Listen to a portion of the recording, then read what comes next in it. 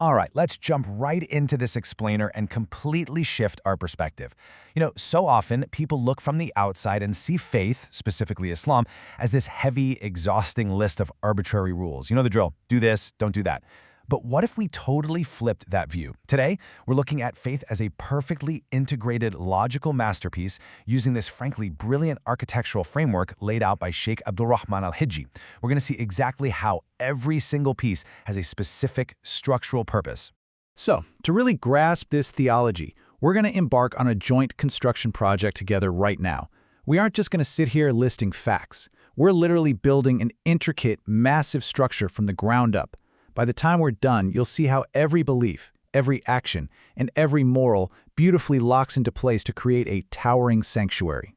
Here's our master blueprint for the build. We'll start with the blueprint and bedrock foundations, move on to raising the 5 pillars, build the crystal walls in the roof, breathe life into the vibrant inner soul, and finally, finish up with the fortresses and golden adornments. Let's break ground. Phase 1, Blueprint and Bedrock Foundations, pouring the unseen concrete. We start at the very bottom, pouring that unseen bedrock of submission that absolutely everything else will rest upon.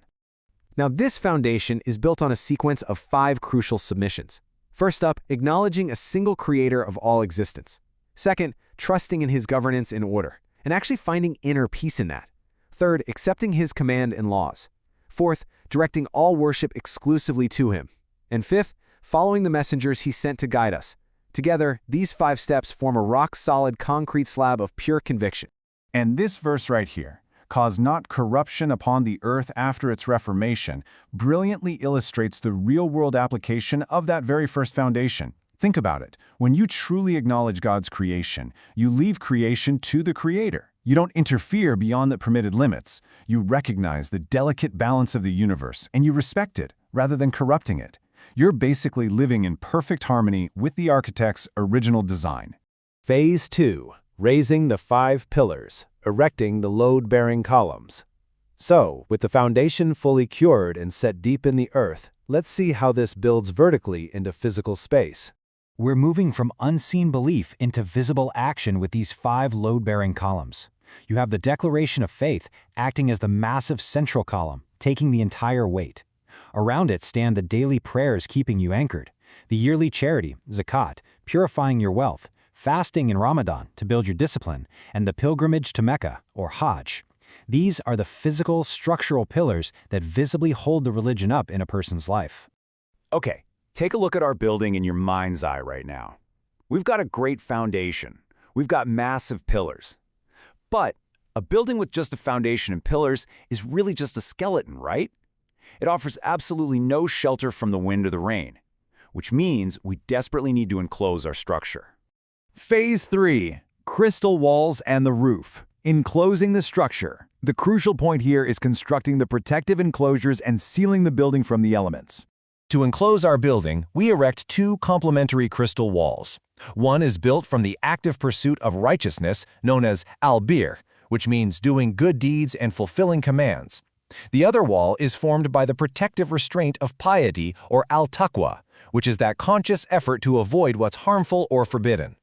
So one wall is highly proactive and the other is deeply protective. And what's absolutely fascinating is the sheer detail of these walls. I mean, they aren't just blank panes of glass.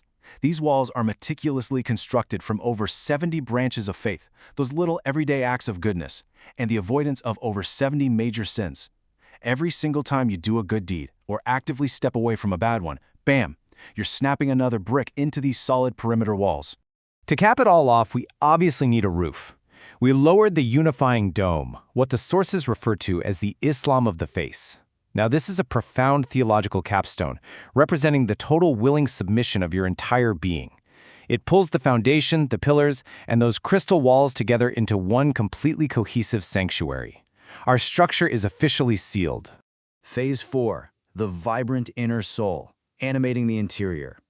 Our building is structurally sound and weatherproof now, but if you walk inside right now, it's just an empty, silent shell. It needs life, right? It needs a soul.